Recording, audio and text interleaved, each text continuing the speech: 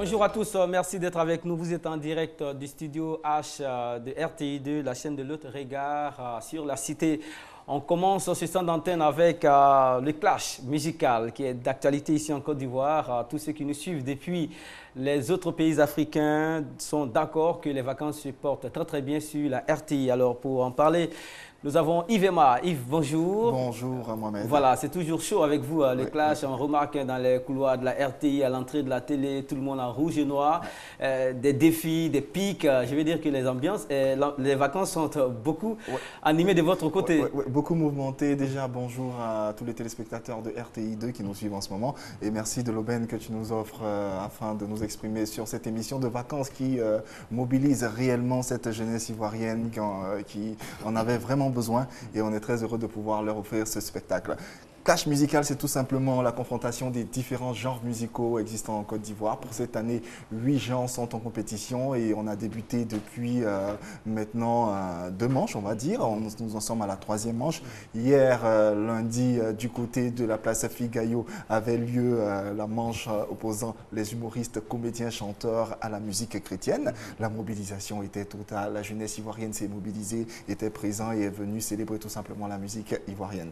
Alors, nous sommes là sur ce plateau pour annoncer la prochaine manche, la 3e en l'occurrence, qui opposera la musique coupée-décalée à la musique mandingue. C'est déjà chaud, hein, depuis au maquillage, c'est chaud. Oui, je peux vous l'assurer, le clash a déjà commencé, les pics se lancent de part et d'autre, et c'est une manche, c'est un clash qui s'annonce des plus colorés, des plus festifs et des plus chaleureux. L'équipe du coupé-décalé est menée par Soumangourou Kanté, oui, tout à fait. Un bon DJ-joker et un bon animateur de la place abidjanaise. Soumangourou, là, vous êtes en face de votre source d'inspiration. C'est ce qu'on a entendu au maquillage. Hein. On se maquillait vraiment. Non, c'est des prétextes, c'est une manière de se défendre. Sinon, bon, en temps réel, quand on parle de coupé-décalé, c'est venu d'abord de le style musical congolais. Ok, vous comprenez? Et donc, c'est de là qu'on s'est inspiré à appeler la tarakou. Les madingues, ok, peut-être c'est une autre histoire. Mais moi, personnellement, ça me fait plaisir qu'on soit également à cette belle émission qu'on appelle clash musical. Mais c'est dommage d'une part de nous comparer à des jeunes frères qui aujourd'hui essaient d'évoluer dans la même donne que le coupé-décalé. Parce qu'à l'époque, on avait ce qu'on appelait le style musical mandingue. Mais aujourd'hui, on ne le retrouve plus. Il ne faut pas s'inspirer d'un style qui est aujourd'hui en place et puis donner une autre appellation, c'est la musique mandingue. Mais attends, la musique mandingue, c'est qui même? D'accord. Mamaté, il dit que le coupé-décalé s'est inspiré de la musique congolaise. Vous dites par exemple que le travaillement est issu de vos rangs. J'ai dit, merci le grand frère. Ceux-là, ce sont des enfants désobéissants. Et regardez déjà leur habillement. Il y a 200 rouges, 200, on dit couleur de vacances déjà, c'est rouge-noir. Mais ils ne sont pas reconnaissants. Ils savent qu'ils sont quittés dans les mandingues. Vous êtes nos petits. Non, nous sommes d'accord. Vous êtes nos petits Congo là. Vous connaissez Congo? Non. Ici, travaillement, c'est mandingue. S'il te plaît. Travaillement, c'est mandingue. Atalakou, c'est mandingue. Il n'y a pas plus de travail. On est d'accord. Ceux qui travaillent ici en Côte d'Ivoire, qu'on reconnaît, ce sont les mandingues. Non, mais nous, oui, mais est-ce qu'il y a mandingue encore? Il y en a. Parce que la dernière sortie d'Afou Keïta, c'est coloration coupée-décalée, avec featuring Maréchal. C'est Maréchal Allons-y qui en est parti arrière, voir- écoutez encore, non, hein. C'est Maréchal qui est parti demander pardon à Afou. Petit Papou, Afou, comme on qui a ne chanté connaît pas, pour Petit on ne Papou. connaît pas. Erickson Le Zoulou a fait la Non, mais tu chanson dis rien. en intégralité. Maintenant, vous-même là, c'est quel mandingue vous chantez? Ok, Comment on ira je vous dis, voir. il est qui, c'est Koto. Il est nani, c'est Koké. Girikata, tu as mis ça dedans à la fin? Grikata, papa. Vous donnez quelle morale? Vous ne donnez même pas de morale à la jeunesse. Non, la Kora. Vous n'avez pas Kora. Kora, c'est Yves-Emma, rien. aidez-moi, C'est aidez-moi. distinction. C'est rien, Kora. Aidez-moi. Kora, il joue dans les Ah, mais toi, tu n'es même pas bien en rouge noir. Les gens pas des On risque de ne pas pouvoir. Les mandingues ici, c'est dans baptême mariage. Sinon, le clash là, vous n'avez pas votre place. Comme Mamaté avec. On va voir. Non, comme Mamaté a fait. On va vous montrer. Comme Mamaté a fait à Capella, on va donner le micro à. Il va faire Grikata Pam Non, Pam. on va, oui, à Venom et à Bonano. Tout de suite, Vital va avoir droit à la parole. Depuis toujours, ta vie n'a que souffrance et douleur. Tu as beau lutter, mais tu n'arrives pas à joindre les deux bouts. Et tu veux copier sur le coupé décalé. Mais je vous dis que vous êtes tous des petits. Vous Gang, êtes décalés, mon dingue, y a pas match. Merci beaucoup. Alors Yves, d'accord, merci beaucoup. Ok. Donc, Mamaté, l'équipe est prête. Qui vont jouer avec vous le lundi prochain? Mon Dieu. La grande sœur Afou sera là. Mamaté sera là. Petit Papou est là. Djetenefien est là. Diamant Noir. Il aura Madjene Fitini. Il aura Lili. Et la maman des mamans, Mawa Traoré, Mamis, nous serons là. En tout cas, c'est qu'on va vous montrer. C'est pas Grikata Pam Pam là-bas. Eh maman, tu es en train de trop parler. Il ne faut pas gaspiller tes salives. C'est vrai? Ça veut dire quand les ondus sont en train de vociférer, il ne faut pas les répondre. Oh là, quand on dit la parole, là, ça vient de nous. Nous, on est les purs. Nous, on n'est pas mélangés. Nous, on est sincères, on est véridique, on est tranquille. D'ailleurs, même, je viens de déjà préparer mon piment. Tu connais le pirigeois, non? Voilà. J'ai mis piment déjà. On va mettre ça pour faire ça en baïa. Je vais aller pour piriger. Votre Arafat vous dit on a peur de lui, là. On n'a pas peur de lui. C'est notre petit. Il faut lui dire, il n'a qu'à s'arrêter, on n'a qu'à bailler. Lui au piment, là, on voit qui est qui. Comment un petit acapella pour eux. Les DJ, faites attention. Nous les griots, on est dangereux. Vous n'avez rien à dire, vous nous avez pris un coup de chemin. Tous les griots, méfiez-vous de nous. Merci. Vital. C'était vous ça, nous on sait faire là. Mamaté, 2 minutes, Mamaté, Vital. Voilà. Bonjour à tous, moi je pense qu'on n'a pas grand chose à dire. Vous savez, le coupé décalé, vous avez toujours critiqué le coupé décalé. Vous allez parler, vous allez tout dire. On n'a pas de test, on ne sait pas chanter. Mais reconnaissez que nous sommes incontournables aujourd'hui. Il n'y a pas de musique qui peut se mesurer au coupé décalé. C'est que moi j'ai à dire. Le 5, le Mandingue viendra pour applaudir le coupé décalé. Ils viendront pour nous célébrer. Parce qu'il n'y aura jamais de compétition entre le Mandingue et le coupé décalé. Nous sommes un gros calibre à craindre. Tous ceux qui vont vouloir se mesurer à nous. 2 minutes, maman. Attachez bien vos ceintures. Ça se passera le lundi 5 août, la troisième manche du clash, troisième manche éliminatoire, opposant la musique coupé décalé à la musique mandingue. Moment de célébration de la musique ivoirienne, moment de partage, moment de communion. Vous en sortez comment là-bas? Ben, c'est difficile. C'est difficile, il faut le dire. C'est difficile. On est souvent débordé, mais grâce à Dieu, grâce à l'organisation de l'équipe de production, on arrive à mettre les bouchées doubles pour que tout se passe convenablement. Jusqu'à présent, en tout cas, tout se passe bien pour la grâce de Dieu. D'accord. Smangourou Kanté, l'attaque de feu du coupé décalé, le classement. Et vous aurez en introduction Venom DJ Léo, le cadeau du ciel. Vous avez déjà ici Bonano. Vital, il y aura également celui qui fait trembler toute l'Afrique. Le quadra, notre double Kouraman, Arafat et sans toutefois oublier, vous aurez également de Bordeaux les Koufa. Et donc c'est toute une sommité qui vont se déplacer juste pour leur montrer ou leur donner belle lecture de ce qu'on appelle musique ici en Côte d'Ivoire. Ça fait au moins combien d'années que nous sommes au pouvoir et c'est la musique qui voyage aujourd'hui, le coupé décalé. Et même Youssoundo se donne également l'opportunité d'interpréter quelques chants même du coupé décalé. Ce qui veut dire qu'on est un peu suivi quelque part et important aussi. À force de parler, il faut garder vos énergies pour le lundi. Non, mais ils sont déjà épuisés. Le ring a ses réalités aussi. Alors Yves, je veux dire...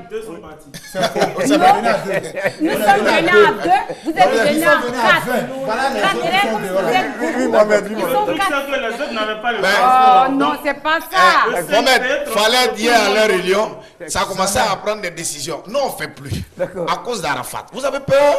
Pourquoi quand on parlait devant des déposés, vous dit mon petit, Le rendez-vous donc lundi 5 août. Mise en place 13h. Pour avoir les meilleures places, vous êtes là à 13h. Vous êtes là à 13h. 13h mise en place, 14h, 14h30, 15h maximum. On démarre le show. Constellation de stars, toutes les stars seront là. Ceux qui sont avec nous là et ceux que vous connaissez aussi, que vous avez l'habitude de voir. C'est le moment, c'est l'occasion pour vous de venir partager ces moments, de venir vibrer avec nous. Ce sont les vacances. Et c'est gratuit. C'est gratuit. Il y a une première partie qui est faite avec tous les artistes qui marchent aujourd'hui. Oui, tous les artistes, tout le monde. Bref, on pourrait passer toute une journée là à vous expliquer, à vous détailler. Venez de vous-même voir de visu ce qu'il en sera. Et nous, on aura plaisir à vous offrir ce spectacle. Vous êtes fatigué, ça se dit encore? Oui, ça se dit. On n'est pas fatigué. Est-ce qu'on peut commencer? Oui, y a-t-il du monde à ma gauche, y a-t-il du monde à ma droite? D'accord. Alors, c'est du partage et c'est aussi, en termes d'innovation, il y a ce qu'on appelle le flash mob, la chorégraphie d'ensemble que le public esquisse tout simplement. C'est un moment de symbiose, d'harmonie entre le public, entre l'équipe de production et entre l'animateur vedette qui est Didier Bléou, tout simplement. Voilà. Alors, date, heure, rendez-vous, lundi. Lundi 5 août, 14h, mise en place à partir de 13h, place Figaillot, troisième manche du clash musical, troisième manche explosive, on va dire, musique coupée décalée, musique mandingue. Ceux qui étaient là hier ont eu l'occasion de savoir que même la pluie n'arrive pas à vous faire reculer. Parce que hier, ça s'est passé vraiment. Oui, la mobilisation était totale, il y avait de la pluie, mais le public était là. On voulait même leur demander, mais pourquoi vous êtes là? Mais ils étaient toujours là. Mais c'était un moment aussi assez féerique. Vous aurez l'occasion justement de voir ces images qui seront diffusées le samedi 3 août sur les antennes de la RTI à partir de 10h pour la deuxième manche éliminatoire du clash qui avait opposé les humoristes, comédiens, chanteurs à la musique religieuse. Merci beaucoup. Bon téléspectacle à vous. Nous, on donne rendez-vous à nos téléspectateurs tout de suite. Le sujet du jour concerne les orientations après les examens. Hier, on a essayé de savoir si c'était conseillé de faire des choix à la place des enfants ou encore d'intervenir dans le choix que l'enfant ferait pour sa carrière future. Aujourd'hui, on va s'intéresser à la question suivante. Est-ce qu'il y a des personnes autour de vous qui se disent mal orientées par leurs parents, qui se disent victimes du mauvais choix de la filière de leurs parents? Déjà des réactions avec Patrick Ndiakan. Bien sûr, des réactions notées. Je vais rapidement vous montrer les premiers noms, chers téléspectateurs. Nous avons déjà la réaction de Joseph Ouattara qui nous dit « Les parents influencent beaucoup le choix des enfants en matière d'orientation. Je pense qu'il serait judiciable d'avoir l'avis de ceux qui connaissent, à savoir les conseillers d'orientation. Donc, il dit c'est mieux de se diriger vers les personnes qui ont suivi le parcours de ces jeunes enfants avant la réussite de leur examen, avant de choisir bien sûr une filière. Voici déjà la première réaction de Joseph Ouattara. Voilà, merci beaucoup. On se retrouve tout de suite après cette transition et aussi les réactions des personnes interrogées dans la ville d'Abidjan. Le face-à-face va certainement commencer tout de suite. Les journalistes aiment écrire, rectifier, réécrire. Si vous plaignez de moi, ça veut dire que vous plaignez du Seigneur qui m'a amené. Lewis Parker qui est à la fois animateur et certainement en ligne avec nous. Claire, bonjour. Les gens sont sur Mars et Jupiter, ils ne savent même pas quel est le nom de leur grand. On peut même dire ici en Côte d'Ivoire, même on ne révèle pas tout. L'état brut, il a essayé parce que... N'oublions pas quelque chose aussi, on a traversé 10 ans où c'était chaud.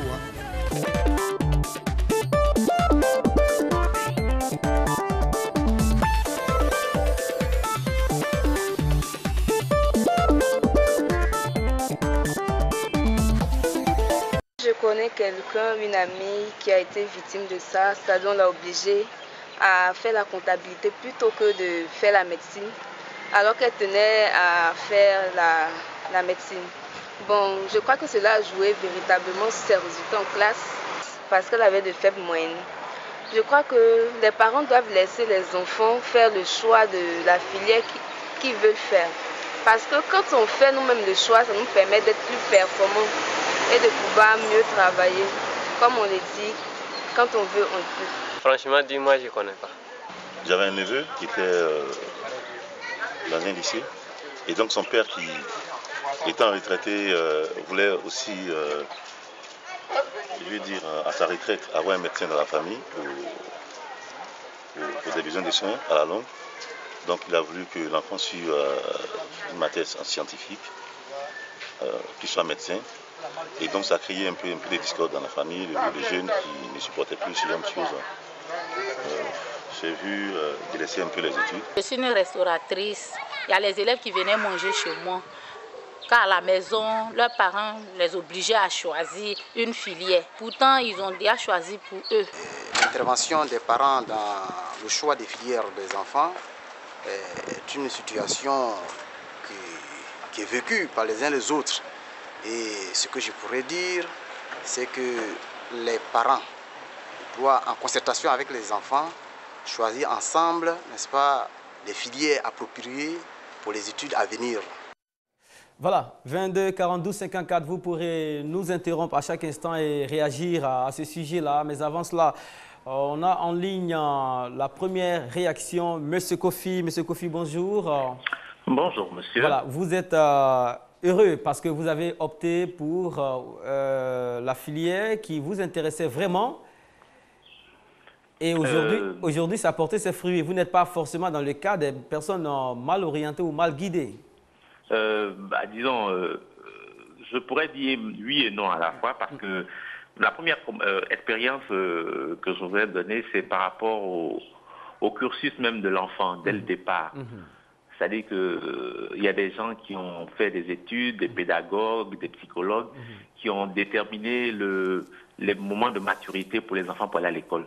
Donc, on a des parents qui ont tendance maintenant à envoyer leurs enfants un peu trop tôt à l'école, alors qu'ils ne sont pas mieux pour acquérir certaines connaissances. Ça, c'est le premier point. Donc, en principe, on dit 6 ans CP1, on n'a qu'à essayer de rester un peu dans cette logique-là, 6 ans CP1, non 4 ans CP1. Sauf si c'est des enfants qui sont surdoués, mais ça, en général, ils ne sont pas très nombreux. La deuxième chose, c'est qu'il faut éviter de faire sauter les classes aux enfants. Nous, on a essayé de le faire. Donc, au CM2, on a fait passer l'entrée en 6e à notre fille. Et les années qui ont suivi, les résultats n'étaient pas extraordinaires. Au point même qu'au niveau de la 3e, on a été obligé de lui demander de reprendre sa 3e, même si elle avait la moyenne pour passer en classe supérieure, mais elle n'avait pas le BPC. Donc, elle a repris sa 3e. Et à partir de cela, là, on a compris quand même que le bon sens devait jouer dans le choix des parents, en concertation avec les enfants. Et pour son orientation en seconde, bon, on a laissé faire le choix de son cœur, parce qu'elle avait de très bonnes moyennes en maths et en physique, qui a fait qu'on l'a orientée en seconde C, alors qu'elle n'est pas du tout scientifique. Elle a dû bosser un peu avec les renforts des maîtres répétiteurs de maison pour avoir de bonnes notes en maths et en physique pour l'examen. Mais je veux dire, le cursus, c'était un cursus littéraire. Donc, malgré nous-mêmes, on a été obligé d'accepter de faire ce choix-là avec elle. Et bon, Dieu merci, ça se passe bien cette année. Elle est en seconde A et elle a de très bons résultats, alors que je n'étais pas sûr qu'elle aurait eu ces bons résultats-là si elle était restée en filière scientifique. D'accord. Donc, vous trouvez qu'il ne faut pas du tout interférer dans le choix de la filière. Il faut laisser l'enfant lui-même, selon ses aptitudes, choisir une filière qui lui irait, par exemple. Non, je n'ai pas dit de ne pas interférer. Je dis qu'il faut guider l'enfant dans ses choix. Guider, c'est-à-dire? Il faut lui ouvrir l'esprit sur les différentes opportunités qu'il y a dans les différents choix qu'il fait. Et puis, il faut regarder le cursus. Il ne faut pas regarder une année pour orienter l'enfant. Il faut regarder son cursus depuis ses plus petites classes et voir même comment on a éduqué son enfant. Si on a l'enfant à la maison qui est intéressé par tout ce qui est informatique, qui est intéressé par tout ce qui est mathématique, et bon, on est parents littéraires, on pense qu'un enfant doit être enseignant, on veut à tout prix le rendre littéraire, bon, on va aller dans le mur. D'accord. Donc, merci beaucoup. Ce que je veux dire. Merci, M. Kofi. Excellente journée à vous. 22 42 54. Vous pouvez nous appeler en tout cas d'un peu partout. Nous sommes en tout cas suivis par non seulement les Abidjanais aussi, ceux qui sont en dehors d'Abidjan et même en dehors de la Côte d'Ivoire. Patrick, hier le débat a continué toute la nuit sur la toile. Nous avons recueilli pas mal de réactions. Avant de passer la parole à Mme Kwame Sylvie qui est là, elle est agent de communication, et aussi à M. Stéphane Nadeau qui est motivateur et coach de vie. On va prendre quelques réactions qui ont été jugées bonnes pour commencer le plateau d'aujourd'hui. D'accord, c'était très chaud hier, beaucoup de discussions sur la toile. Déjà, nous avons recueilli une information. Yonto Jean-Charles Dion nous dit « Je pense que le choix d'une orientation dans une filière quelconque est une opportunité pour les parents de montrer à leur enfant qu'il est l'architecte de son avenir et de son bonheur. À partir de cet instant, le père ne pourra pas imposer de choix, mais plutôt assister son enfant. » C'est une bonne réaction notée par toute l'équipe. Voici encore une autre réaction de la part de Yacouba Koulibaly qui nous dit « Interférer dans le choix des parents après leur examen n'est pas bon. Pardon, des enfants après leur examen n'est pas bon, car c'est comme les obliger à faire un métier qu'ils ne maîtrisent pas. Forcément, il y aura toujours des échecs, donc les enfants eux-mêmes doivent choisir les métiers qu'ils veulent faire plus tard. Cela favorisera un bon épanouissement pour l'enfant. Tout le monde penchait a priori, pour laisser les enfants choisir leur filière. Mais tout en les encadrant, tout en étant encadrés. Voilà, Parce que les enfants, comme on le dit sur la toile également, que les enfants se laissent aller au choix du groupe, se laissent aller à la mode. Donc, le parent a un grand angle d'observation sur le monde de l'emploi qui pourrait permettre à l'enfant de faire un choix qui peut déboucher sur quelque chose d'intéressant dans la vie professionnelle de l'enfant. Bintalal, elle est d'Abidjan Move. Elle nous dit ceci, on l'aide simplement à faire son choix comme de bons parents, mais c'est à lui de prendre son destin en main. Une autre réaction sur la toile hier, c'est sur notre page officielle Kamagate Lama. Il n'y a pas d'interférence, il s'agit de s'impliquer dans l'éducation de son enfant. De toutes les façons, l'orientation se fait toujours en fonction des performances de l'élève. Allons-y à Bonoua, retrouver M. Laté. Laté, bonjour. Bonjour, mon frère. Merci d'être avec nous. Le sujet d'aujourd'hui est dans le prolongement de celui d'hier. Hier, c'était d'essayer de savoir si c'était bon ou conseillé d'interférer dans le choix de la filière d'un enfant. Quelle est votre opinion là-dessus? Bon, mon opinion est que ce n'est pas forcément les enfants seulement, mais tout être humain qui vit est né pour faire quelque chose. Allô? Oui, vous êtes en direct, on vous écoute. D'accord. L'être humain a été créé pour un objectif bien précis. C'est pourquoi aujourd'hui nous voyons qu'il y a beaucoup de désordre dans la vie. Parce que imaginez-vous quelqu'un qui a été créé pour devenir un médecin et il se trouve aujourd'hui, il est devenu policier. Il ne sera jamais satisfait. Il ne sera pas un bon policier en tout cas. Il ne sera jamais un bon policier. C'est comme un oiseau qu'on lui dit il n'a qu'à aller nager dans la mer, c'est pas possible. Un poisson ne peut pas voler, c'est pas possible. Donc pour réussir dans la vie même, il faut que nous cherchions la première des choses. Nous avons été créés pour quoi? Sinon sans ça, la vie n'aura pas de sens. C'est pourquoi beaucoup d'hommes ne sont pas célèbres. Parce que tant que tu ne trouves pas ce pourquoi tu as été créé, votre vie sur cette terre sera nulle. C'est pourquoi nous, en tant qu'enfants, nous devons aider les enfants. Nous devons chercher comment savoir le talent que mon enfant a. C'est vrai, les diplômes sont bons, mais les diplômes ne peuvent pas nous donner ce que nous voulons.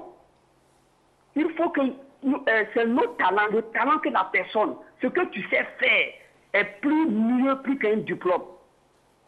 Donc, nous les parents, nous devons aider les enfants. Donc voilà mon sujet, mon point de vue. Merci beaucoup, bien entendu. Et bien de choses à ceux qui nous suivent depuis Bonoua, la belle cité.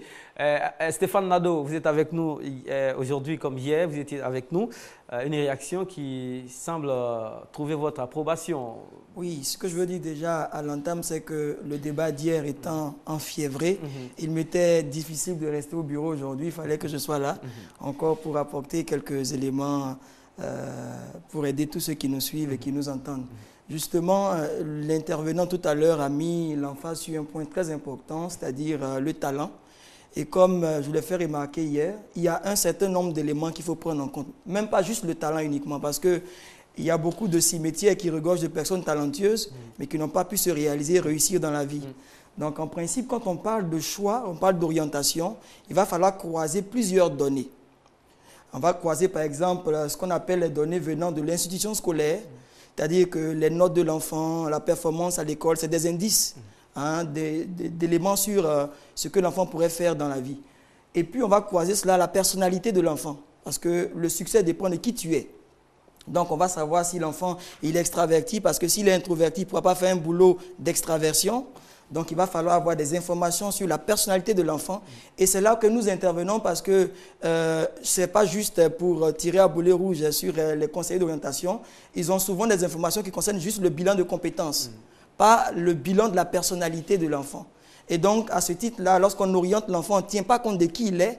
Et l'enfant peut effectivement se tromper ou peut arriver à faire quelque chose et puis après, il ne se retrouve plus. Donc, il faut tenir compte d'un certain nombre d'éléments. J'aurai le temps de revenir sur ça tout à l'heure. D'accord, merci. Allons-y à commencer à retrouver M. Abdoul. Abdoul, bienvenue sur On Garde le Contact. Merci, Mohamed Kanté. Merci beaucoup. Est-ce qu'autour de vous, il y a des personnes qui souffrent aujourd'hui de mauvaise orientation, entre guillemets? Oui, évidemment. Je vais parler d'abord de vous. Vous, Mohamed Kanté, je suis sûr que vous n'avez pas raté votre vocation. C'est pourquoi quand on vous écoute à la télé, on est fiers de vous écouter. Parce que je sais que depuis votre enfance, vous avez pensé à ça. Et puis aujourd'hui, vous faites votre travail, vous le faites convenablement. Nous sommes fiers de vous. Merci. Mais quelquefois, il est important que le parent, n'est-ce pas, puisse intervenir quand même dans le choix de l'enfant par des conseils. En suivant véritablement l'enfant depuis sa toute enfance et en évoluant, le parent doit pouvoir connaître son enfant, qu'est-ce que l'enfant aime, qu'est-ce que l'enfant aime faire.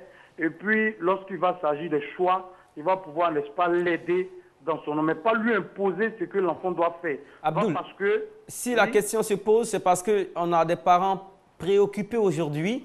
Tout ce que vous listez là, est-ce que le parent d'aujourd'hui a le temps de noter tout cela autour de son enfant Oui, mais aujourd'hui, les parents même ne regardent pas l'enfant, ils regardent les opportunités de gain d'argent. Ils regardent les opportunités de gain d'argent. Si mon enfant est médecin, il va me faire ceci. Si mon enfant est docteur, si mon enfant est grand informaticien, c'est ce qu'ils regardent. Mais ils ne regardent pas la capacité de l'enfant. C'est important. Moi, j'ai été enseignant, mais aujourd'hui, je suis chantre musulman. J'ai fait mon choix. J'ai fait mon choix et je me retrouve bien dedans. Une fois, j'étais avec ma mère, elle m'a dit non, au lieu de chanter, laisse ça, il faut faire ceci, il faut faire cela. Je leur ai dit, depuis que j'enseigne, je n'ai pas amassé d'argent au-delà de ce que je gagne aujourd'hui en tant que chantre musulman. Est-ce que vous voyez? Donc, ce n'est pas important que le parent, n'est-ce pas, puisse imposer quelque chose à son enfant. Mais il est important que le parent suit l'enfant depuis. Ce n'est pas quand l'enfant est devenu, il a 22 ans, l'enfant a 21 ans, ou bien l'enfant a 30 ans, il veut faire son choix maintenant que le parent doit intervenir. Non. Mais Abdoul, depuis sa tendre enfance, il doit pouvoir suivre l'enfant. Abdoul, oui? Une réaction par rapport à votre intervention tout de suite. Monsieur Touré Adama, lui, par exemple, il est dans le transport. Il dit que eux qui sont dans le privé, propriétaires d'entreprises et de sociétés, sont obligés d'intervenir dans le choix des filières pour que les enfants viennent gérer leur société plus tard. Je suis d'accord. Allô? Oui, vous êtes toujours là, ouais. Oui, regardez un peu leur milieu, suivez un peu leur milieu. Quand vous prenez les 50%, les 60% des gens qui travaillent dans ce milieu, ils ne sont pas trop intellectuels, je m'excuse du mot. Ils ne sont pas trop intellectuels. Donc ils pensent aujourd'hui que forcément leurs enfants doivent venir les aider dans ce qu'il faut. Ce n'est pas évident que l'enfant puisse avoir les capacités pour pouvoir les orienter dans leur travail. Ce n'est pas évident. Le père peut être transporteur, l'enfant va faire le choix d'être un grand informaticien. Mais s'il veut faire intervenir forcément son enfant dans son travail, il va trouver même qu'après son enfant qui ne peut pas avancer. Mais il est juste un conseiller, un monsieur qui doit orienter son enfant dans ce qu'il doit lui dire comme conseil en connaissant l'enfant depuis le bas âge. Merci. Merci beaucoup. Merci beaucoup, monsieur Abdoul. Vous avez beaucoup à dire. Merci. Cette émission est la vôtre et bien de choses à... Abdoul Achir, c'est lui. Allez. Merci beaucoup. Excellent mois de jeûne à vous. Madame Kwame Sylvie, vous avez l'avantage aujourd'hui de ne pas attaquer de front. Vous avez écouté beaucoup de réactions sur la toile et aussi à travers le téléphone. Il y a des éléments nouveaux dedans. Certaines personnes trouvent qu'il faut vraiment intervenir dans le choix de la filière parce que l'enfant peut être influencé par le groupe, par la mode et il peut faire un choix qui, à long terme, ne connaîtra pas de débouchés. Hier, quelqu'un parlait des séries scientifiques il y a 5-6 ans de cela. Aujourd'hui, il s'agit de marchés saturés parce que tout le monde a voulu être scientifique et on a beaucoup d'informaticiens sur le bras aujourd'hui. Bon, ça débouche sur le chômage de ces jeunes gens. Alors, est-ce que votre opinion a changé dessus depuis hier? Non, mon opinion n'a pas changé, mais mon opinion n'a pas dit aussi que les parents n'ont rien à faire dans cette histoire. Les parents n'interviennent que comme les arbitres interviennent dans un match de foot. C'est quand il y a une faute que l'arbitre siffle. Par exemple, quand l'enfant est en train de faire... l'enfant même peut ne pas se connaître lui-même. Vous voyez, l'enfant peut ne pas se connaître. Et puis, il va se lancer sur un chemin, une filière, étant influencé par le groupe, étant influencé par la mode. Ah, on dit les NTIC ou bien les TIC, ça marche, hein, moi je m'en vais là-bas. Ou bien étant influencé même par une personnalité ou bien l'un de ses professeurs qui l'a influencé et qui l'a aimé. Vous voyez, c'est là qu'interviennent les parents pour dire, ah mon fils, là où tu vas là, voici les conséquences, voici ce qui t'attend. c'est moi qui t'ai mis au monde, je te connais, voici ce que tu as en toi et comment est-ce que ça ne converge pas avec ce que tu veux choisir. Ton choix est influencé par tant. Demain, tu auras des problèmes. C'est là qu'interviennent les parents. Mais les parents n'interviennent pas dans le sens de dire à l'enfant, les NTIC, ça bouffe aujourd'hui, il faut aller là-bas. C'est ce qui a créé cette masse de chômage. Et puis, tout le système qui nous entoure, comme aujourd'hui vous avez dit, il faudrait qu'on parle un peu de la catastrophe que ça a créé dans le système par rapport aux mauvais choix. Ouais. On ne va même pas énumérer un individu, on est entouré de ça. C'est ça qui a créé le broutage, par exemple, à votre avis? Non, le broutage, c'est... Les déchets de... Le broutage est venu... le trop plein de main-d'œuvre, d'informaticiens, de génies, à qui la société n'a pas pu utiliser. Le broutage, c'est l'effet de toute une amalgame de pauvreté, de banditisme. Ok, merci. Aussi, nous, les parents, d'une part, notre échec. Donc, moi, je veux dire que le sujet est beaucoup plus profond que les gens ne comprennent.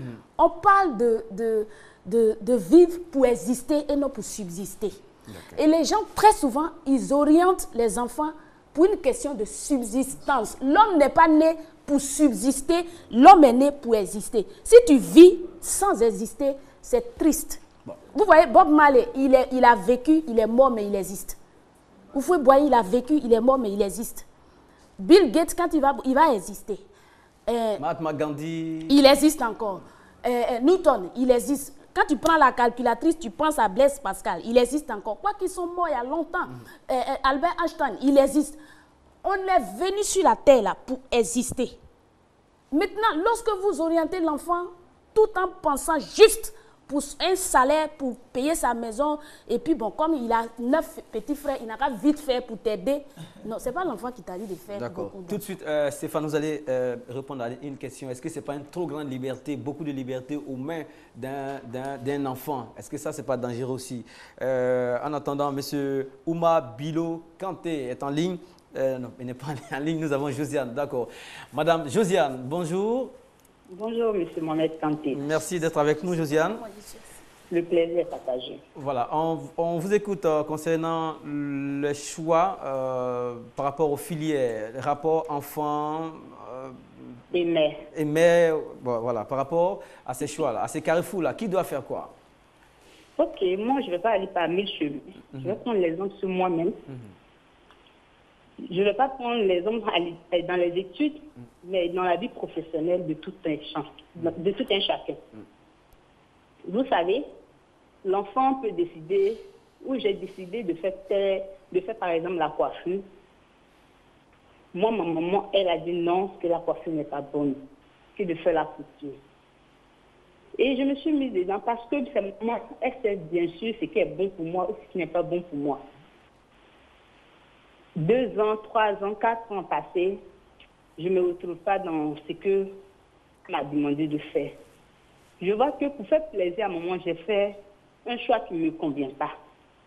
Donc, qu'est-ce que je dois faire? Comment est-ce que je dois dire à maman, franchement, le choix que j'ai fait, ou vous avez fait pour moi, ne va pas avec moi. J'ai arrêté le travail.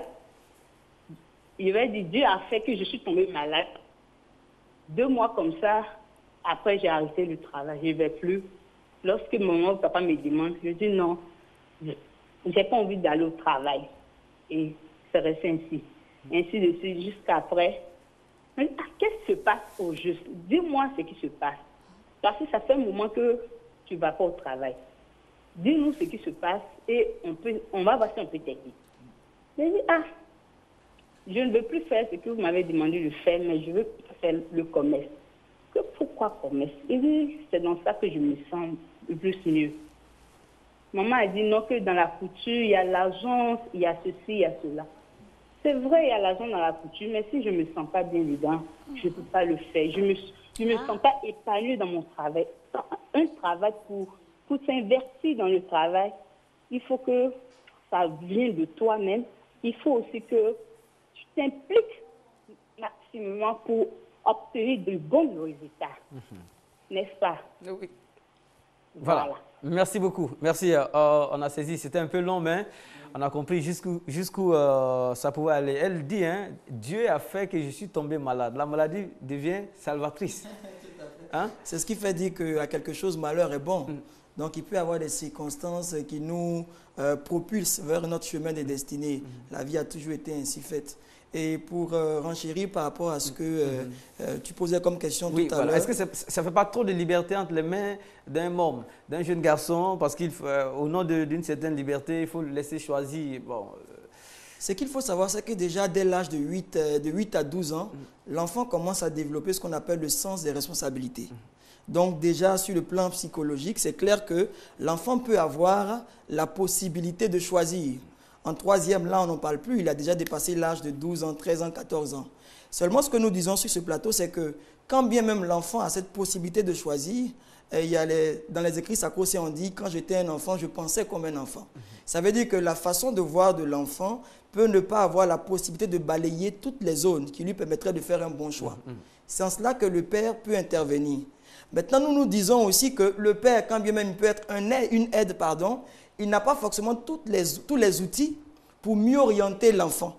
Parce qu'il y a des outils de personnalité, il y a des outils effectivement d'orientation, on parle de coaching d'orientation, dont le père peut ne pas avoir la portée, même s'il a une tripotée d'enfants avec lui, qui les suit tous les jours, qui font que les parents ont nécessairement besoin d'avoir soit un coach ou un conseiller d'orientation. Encore que, comme je l'ai dit, pour ne pas darder des regards furibonds sur les conseillers d'orientation, il y a des outils qu'ils n'ont pas, qui ne leur permettent pas de baliser cette question.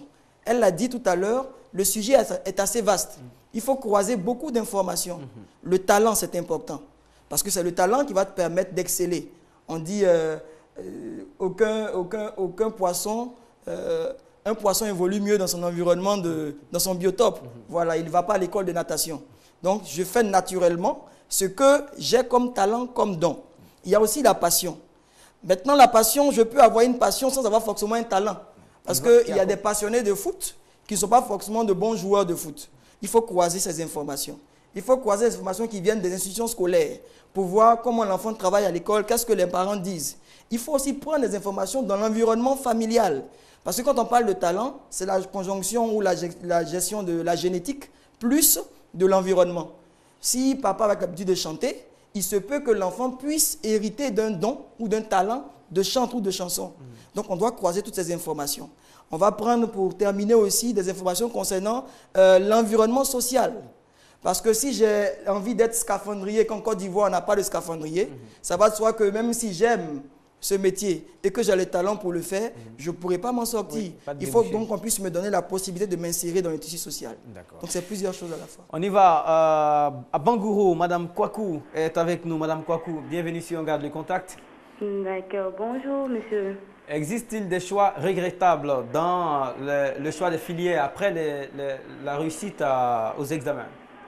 Oui. Il existe en tout cas des choix regrettables. Au fait, bon, on peut aller à l'école. Un enfant, il peut aller à l'école. Il peut, peut-être réussir à son examen. Mais peut-être que c'est son papa ou bien sa maman qui l'a poussé peut-être à aller jusqu'aux études. Mais est-ce que ce dernier-là a demandé ce que l'enfant veut faire réellement? Remarquez bien, on va à l'école, on a l'examen, mais arrivé à quelque part, soit on fait ce que nous-mêmes on veut faire, ou bien à des fois, on s'entête à suivre les dits des parents parce que on dit que ce sont nos premiers dieux et autres. Ce sont tes premiers dieux, on comprend. Mais toi-même, ce que tu veux faire, si tu ne le fais pas, ça ne sert à rien d'aller t'asseoir quelque part pour travailler, servir, peut-être faire quelque chose dont toi-même tu n'as pas envie. Vous restez avec nous. Monsieur Omar Bilo est dans le même sens que vous. Il dit ceci, quand l'enfant n'a pas les aptitudes pour une formation universitaire et quand il est orienté vers une formation qu'il n'aime pas réellement, il arrive qu'il se fasse renvoyer ou qu'il ne finisse pas ses études-là. Et nos universités sont prises d'assaut par des personnes qui sont là tout simplement par manque de moyens ou parce qu'on voulait faire comme papa ou comme maman. Je pense que c'est dans votre sens également, Madame Kwaku. Voilà. Alors, vous proposez quoi maintenant concrètement? Le père est celui qui est le géniteur, je veux dire, et celui qui a les moyens, celui qui a le toit. Et vous êtes celui qui a les aptitudes et celui qui est concerné. À ces carrefours, quelle diplomatie il faut mettre en place alors? Bon, moi je peux dire, c'est préférable de laisser l'enfant faire ce que lui-même il veut faire. Vous ne trouvez pas que les enfants sont parfois influencés, influençables? D'accord. Bon, je n'en disconviens pas. Mais moi, mon cas, je suis partie à l'école. J'ai passé le bac, je passe, ça ne marche pas. Mais moi-même, ce que moi-même je veux faire, là, mes parents ne le veulent pas. Parce qu'au fait, ils trouvent ça un peu... Bon, je ne sais pas. Vous vouliez faire quoi, vous? Au fait, moi, franchement, mon souhait le plus ardent, c'est d'être une très grande commerçante. Ça, c'est hors circuit scolaire. Voilà. Mais eux, ils ne voient pas ça comme ça. C'est-à-dire que tu dois forcer sur ce qu'eux, ils disent. C'est bien. Maintenant, si tu ne te sens pas là-bas, si tu passes, ça fait des années. Bon, en fait, c'est le temps que tu perds. On ne sait jamais, peut-être que là-bas, si tu vas, tu pourras t'en sortir. D'accord. Voilà. Merci beaucoup. Merci. Une belle expérience aussi. Hein. On allie les deux aujourd'hui. Expérience, réaction, opinion. Patrick, en ligne?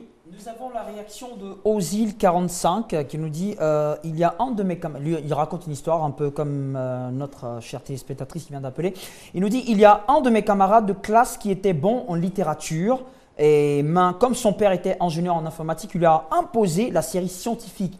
Arrivé en seconde C, il ne s'est pas retrouvé. L'année suivante, il est allé en première D et c'est là que la catastrophe a survenu. Il double la classe de première D. C'est ainsi que ses parents ont commencé à se poser des questions au terme des réflexions avec l'élève. Il décide de changer de série et encore une fois, l'élève passe cette fois-ci en terminale A. Et il vient de réussir récemment le bac, il vient d'avoir le bac avec une mention assez bien. Et voici encore un autre qui pose une question. Il demande, lui c'est une question qu'il pose, hein, il demande au consultant, est-ce que le fait d'échouer parfois à l'école n'est pas un autre moyen pour trouver un échappatoire? Ce dernier est en train de dire que le fait que plusieurs personnes ne veulent pas faire des efforts à l'école, est-ce que ce n'est pas un moyen pour eux de trouver un échappatoire en disant non, l'école ne m'intéresse pas, moi je veux faire tel travail? Voici la question de ce dernier. Pas nécessairement. Je ne pense pas que certains fassent exprès d'échouer. Mais l'échec apporte à l'homme plus de sagesse que la victoire. Justement, quand on échoue, on prend conscience d'un certain nombre de choses, peut-être qui n'avaient pas été touchées auparavant. Et on peut facilement s'orienter vers le choix qui pourrait nous permettre de nous déployer. Okay. Madame Comé, Sylvie, vous connaissez votre position là-dessus. En tout cas, il faut laisser de la liberté tout en ne laissant pas trop de liberté. Oui, pas confondre liberté avec libertinage. Voilà, mais quelle pourrait être, je vais dire, la conséquence immédiate d'un enfant laissé à lui tout seul faire un choix et d'un enfant assisté, mais mal outillé, qui opère son choix? La première conséquence, c'est laquelle?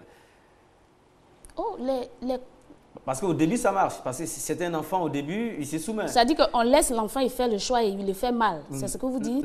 Et puis après, on le laisse pas, mais on lui donne un mauvais choix.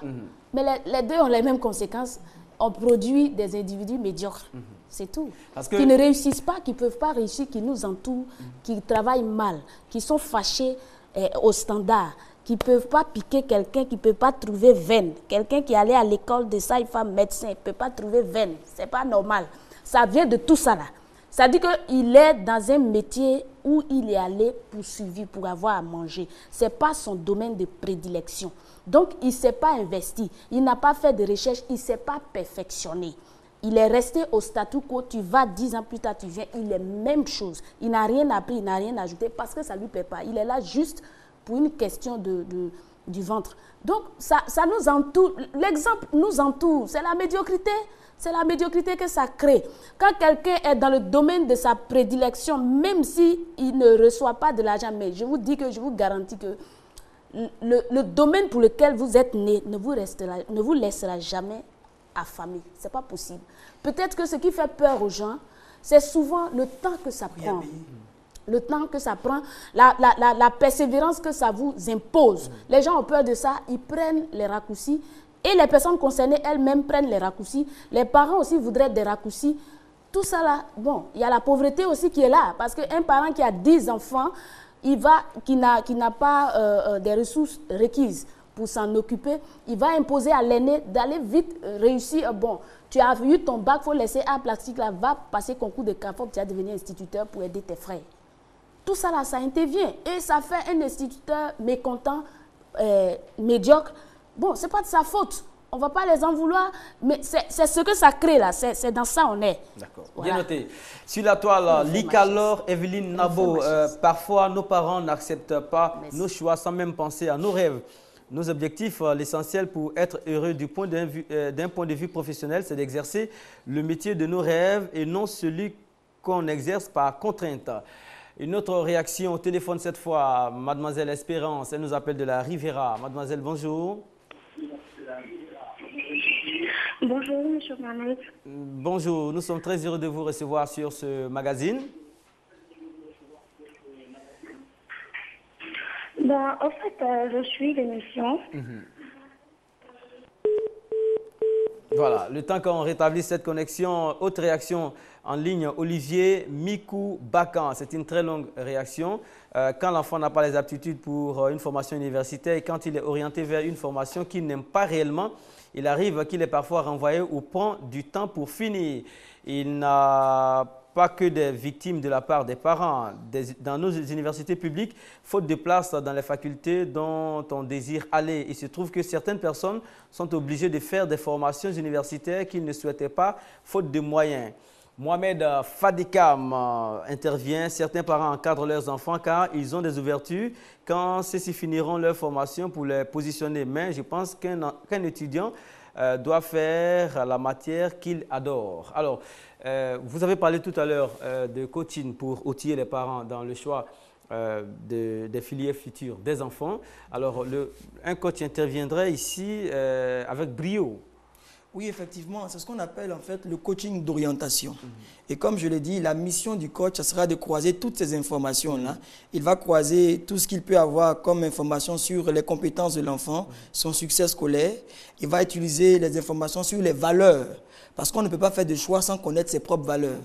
Il va croiser des informations sur la passion, sur le talent, et cela au travers des tests d'orientation et de personnalité. Donc, premièrement, il va rencontrer l'individu en question, l'élève, le collégien qui peut-être ne sait pas ce qu'il veut faire dans la vie, qui n'a pas d'idée des choix qu'il doit opérer, des filières qu'il doit embrasser. Il va lui présenter effectivement la démarche. Et deuxièmement, il va faire ce qu'on appelle une phase d'investigation. Il va commencer par un questionnaire, on appelle ça des questions puissantes, pour amener l'enfant à dire ce qui est caché à l'intérieur. Au lieu de dire, par exemple, qu'est-ce que tu aimes ? Ou bien, est-ce que tu aimes ceci? L'enfant va dire, oui, j'aime cela, ou je n'aime pas ceci. Il va dire, en quoi c'est important pour toi aujourd'hui d'avoir tel diplôme? L'enfant va commencer par se raconter. Et plus l'enfant parle, il glane des informations sur la personnalité de l'enfant. Il va faire ce qu'on appelle le MBTI, qui est le meilleur test de personnalité, qui va donner des informations sur les valeurs de l'enfant, sur qui il est, sur son style d'apprentissage, sur son style communicationnel. J'ai un test en face de moi ici qui est un test d'orientation. On peut présenter à l'enfant quelque chose de ce genre, où on lui demande par exemple, soit d'accueillir, il doit cocher un point. Soit il accueille, soit il calcule, soit il consulte, soit il dépanne. Entre ces 4 éléments, qu'est-ce qu'il aimerait choisir? On l'a maintenant, d'accord. Voilà. Qu'est-ce qu'il aimerait choisir? Et l'enfant va faire des coches, il va cocher. D'accord. Le temps qu'on positionne le tableau, voilà. Nous avons Mademoiselle Kofi à la Riviera. Mademoiselle Kofi, oui, bonjour, on a été coupé tout de suite. Hein. Non, c'était pas moi. Ah, d'accord. Ok. D'accord. Et alors, des choix regrettables, il y en a autour de vous? Pas autour de moi, mais je suis un cas. Voilà, et donc, après mon bac, je crois que ça fait 4 ans maintenant, j'ai eu mon bac en 2009. Et j'ai eu un bac technique, un bac G1. Et là-bas, on fait un peu de droit. Allô? Oui, allô, vous êtes en direct, hein? Ok. Donc, on fait un peu de droit, d'économie. Quand on fait un bac G1, un bac technique. Donc, par rapport à ça, moi, j'ai souhaité m'orienter en droit après mon bac. Avec un peu de droit que j'avais fait en terminale, bien sûr. Et puis, ça m'a plu et je voulais continuer en droit. Ok, mes parents ont dit ok, donc je suis allée m'inscrire dans une université privée. Puis, j'ai été confrontée aux réalités. Vraiment, ce n'était pas les mêmes choses que je faisais en terminale. Allô? Oui, vous êtes en direct, on vous suit. Ok, ok. Donc, ce n'était pas les mêmes choses. Et dès que j'ai vu que ça n'allait pas, j'ai tout de suite interpellé mes parents pour dire que, bon, j'ai fait un mauvais choix, voilà. Mais que je ne souhaiterais pas continuer en droit. Plutôt, je souhaiterais maintenant en communication, en ressources humaines et communication. Voilà. Et mon père a dit que non, il fallait que je continue en droit. J'ai dit, mais ça ne va pas du tout. En droit, franchement, ça ne va pas. Là-bas, je me casse la tête. Mais ça ne va pas. Donc, on n'était pas encore au milieu de l'année scolaire. Je pouvais... Et puis, d'ailleurs, même, j'avais été orientée en ressources humaines et communication. Il a dit que non, tu veux faire un BTS pour vite finir et puis... D'accord. Bon, l'histoire est longue. Chacun est vraiment plongé dans son histoire et il n'a pas eu tort. Il y a le coach Touré qui disait que 90% des personnes font du boulot qu'ils n'aiment pas du tout. Oui, c'est les statistiques officielles parce qu'ils ont été poussés à le faire sans avoir eu eux-mêmes la motivation. Et donc, c'est un peu pourquoi nous sommes sur ce plateau, pour ne serait-ce que éclairer la lanterne des uns et des autres afin... C'est vrai que les parents doivent pas jouer un rôle tribuniciel, mais ils doivent s'informer au maximum pour donner de meilleurs conseils aux enfants et de façon à ce que les enfants puissent suivre la voie qui va leur permettre de se réaliser. D'accord. Tout à l'heure, on va positionner les tableaux pour terminer sur ce tableau-là. Madame Kwame Sylvie, vous allez intervenir également tout de suite. Patrick, une toute dernière réaction en ligne. Toute dernière réaction. Caleb Seka nous dit « Il est vrai que l'enfant a le droit de faire son choix, mais il existe certaines réalités qui pourraient pousser les parents à donner eux-mêmes des pistes pour l'enfant. » Voici une réaction, j'aimerais que vraiment les consultants donnent un petit point de vue. Madame Kwame, pour terminer. Pour terminer, moi je voudrais dire aux parents, les enfants nous les accouchons, mais nous ne les fabriquons pas. C'est quelqu'un qui les fabrique, son nom c'est Dieu, et il a dit, je connais les projets que je formule pour chacun. Notre rôle, c'est de fouiller dans nos enfants, découvrir ce projet, c'est-à-dire leur carrière, leur talent, le chemin de leur destinée, de leur avenir, et les aider à emprunter ce chemin, développer cela et les aider à y arriver. Alors, ils réussiront. D'accord, merci beaucoup. Stéphane Nadeau, vous avez la chance de terminer aujourd'hui sur cette démonstration. Alors, donc rapidement, pour ce test-là. C'est juste un test avec lequel on a la possibilité de faire ressortir chez l'enfant tout ce qui est ce qu'on appelle son moi profond, de sorte à ce que l'enfant puisse s'orienter dans la voie qui correspond à ce qu'il aime et qu'il puisse faire naturellement et sans souci. Il faut surtout rappeler qu'on ne va pas à l'école en fait pour réussir. L'école n'apprend pas à réussir. Okay? Le but des études, disait Montaigne, c'est le savoir, c'est d'avoir des informations. Et dans la vie, tout s'apprend. On apprend à réussir. Il y en a dont c'est leur métier d'apprendre aux autres à réussir pour ne pas faire la publicité pour les coachs. C'est un peu ce que nous faisons. Et les parents qui veulent vraiment que leurs enfants puissent aller de l'avant gagneraient à rencontrer ces personnes-là qui peuvent leur donner des astuces, comment développer la mémoire de l'enfant, comment développer l'intelligence de l'enfant, comment conditionner l'enfant pour qu'il soit concentré, puisse mémoriser, comment l'enfant pourrait faire un choix qui ferait que tout le monde serait satisfait à la fin du cursus scolaire de l'enfant. D'accord, merci beaucoup. On n'a finalement pas eu le tableau, ce n'est pas bien grave. L'émission a été réalisée et mise en onde par Fatou Koulibaly. La signature, vous la connaissez dans la vie, si la route vous manque. Tracez-la vous-même. On se donne rendez-vous demain à partir de 13h15 en temps universel. On sera ici avec Guy Defer et les acteurs de la culture ici en Côte d'Ivoire. Le sujet, vous le connaissez désormais. La deuxième partie de cinéma africain. Quelles conditions pour un retour gagnant? Cinéma africain, quelles conditions pour un retour gagnant? Merci beaucoup à vous tous. Merci à Stéphane et Patrick, sans oublier Madame Kwame. À demain. À demain. Faut persévérer, ne jamais baisser les